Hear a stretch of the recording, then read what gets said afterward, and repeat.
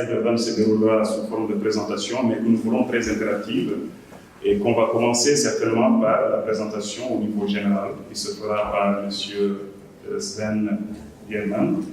Et ensuite passeront les autres présentations qui vont nous mettre au cœur même de l'expérience de la Mauritanie, aussi bien en termes d'accompagnement qu'en termes de mise en œuvre, de conception, et avant de passer enfin vers également un discours du président, qui en tout cas nous mettra également un peu dans le bain de la situation au niveau international, aussi bien au niveau du Conseil d'administration international et des sociétés.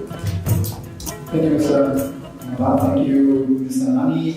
Thank you to all the Mauritanian delegation who made this side event possible. I think it's a tremendous opportunity to not only outline the importance of transparency in fisheries, but obviously also to recognize what in particular Mauritania has achieved with the FIDI so far.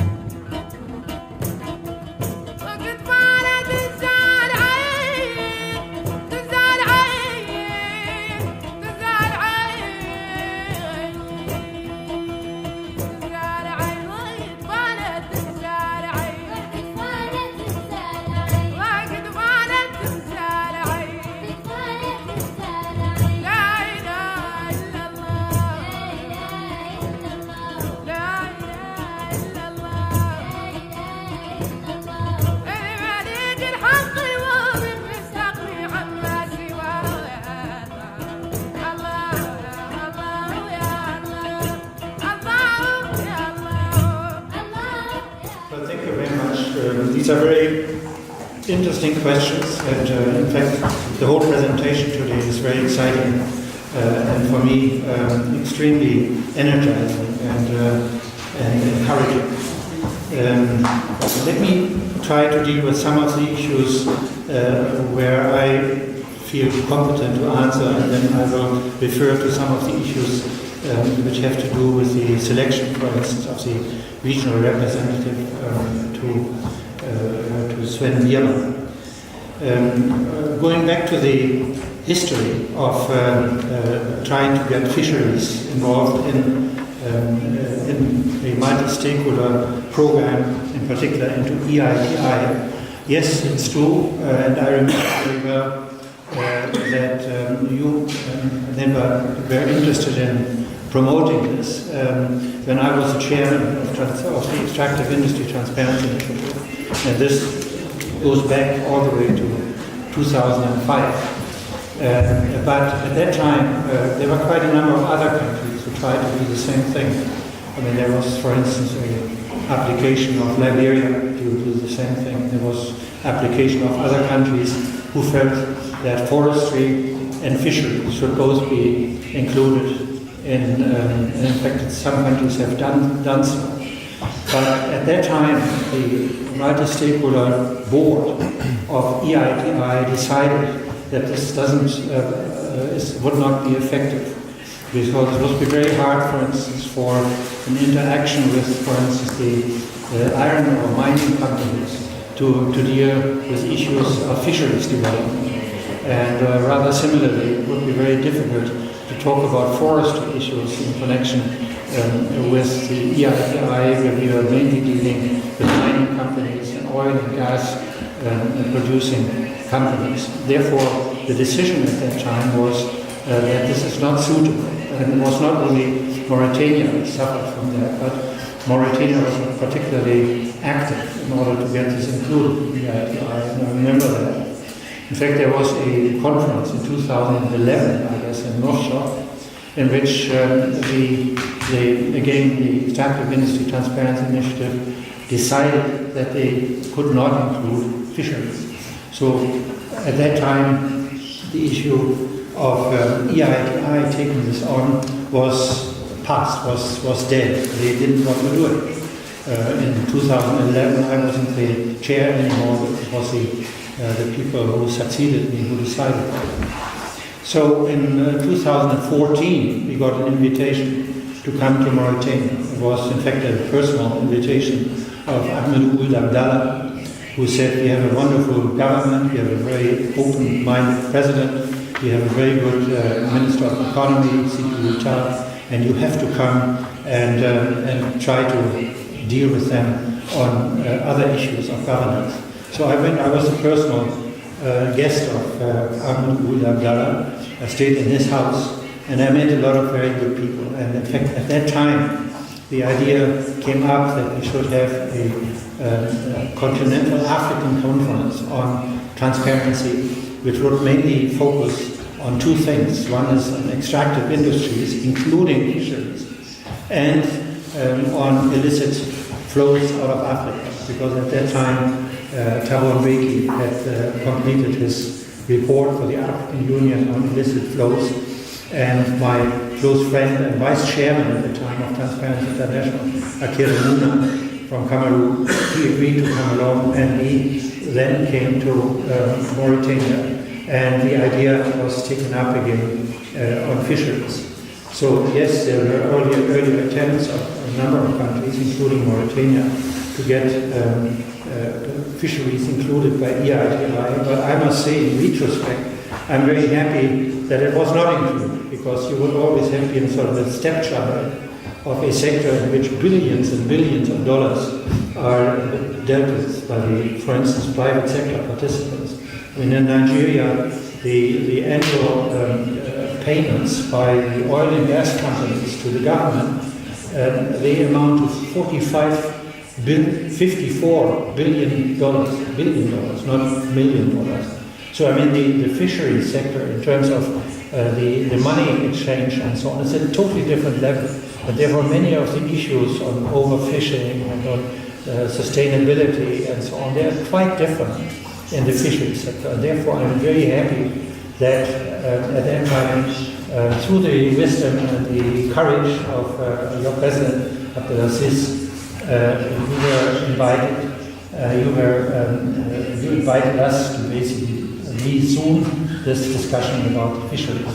Now, do you want to get more credit for this than just saying that yes, you were involved in 2005, but you were rejected, and we had to start it all over again, and what else can we do? So I think there is a lot of credit for Mauritania. We are saying they are the leaders. In particular, we will be very happy to praise Mauritania if the first report comes out by the end of this year. And I think from the presentation Mr. Kamran made, it looks as if many of the things are coming together, and I'm very excited about this. So on this issue, I feel there is a lot of credit for Mauritania. Now the decision on having a secretariat in the south, not in Germany anymore. Right now the secretariat is in Berlin, and we are doing this more or less as a side job. Now, the decision to bring this down to the south was brought to our board. And our board looked at the pros and cons of all the countries which were participating. And one of the most active countries at the time were the Seychelles. And so our board decided that the secretariat should go there. So it's not Sven's decision or my decision, it's the board. A board of 80 people, and you are members, but you were in the discussions. And you have seen that the pros and cons were weighed. And at that time, the Seychelles had a very powerful, very outspoken member on our board. And he managed to convince everybody that this is exactly where the secretariat should go. Now, one can argue that the secretariat should be in West Africa, one can argue it should be in Bangladesh, or one can say it should be in Chile or in Mexico. Yes, I mean, the decision has to be taken, and you yourself were there when the decision was taken on the Seychelles. And therefore the president of the Seychelles has several times pronounced internationally that they give a very high priority to this. They have already provided office facilities. They are raising the money which is necessary to have the secretariat there, as much as you have raised the money for the initial work in Mauritania. So this is why we are right now pursuing the Seychelles. But if at some point we feel this is not practical, that we should rather have a secretariat somewhere else for logistical reasons or for other reasons, then we can of course change this. But this is not something which I decide, but this is something which our board decides. And our multi-stakeholder board takes these decisions. Now, on the appointment of the regional coordinator, I think it is wrong if we say that we are giving this to Senegal. We are not giving this to Senegal. We had an open competition for hiring that person. And there were a number of people participating in the competition, and the best person that was selected, again, through a process sanctioned by the multi-stakeholder board, was a person who happens to be a Senegalese. But I will ask Sven to speak about this, because he was very much in charge of running this. Now, question of professional contributions today. Yes, today we did not talk about the substance, already listed, of course, the 12 areas of information which were decided by our board.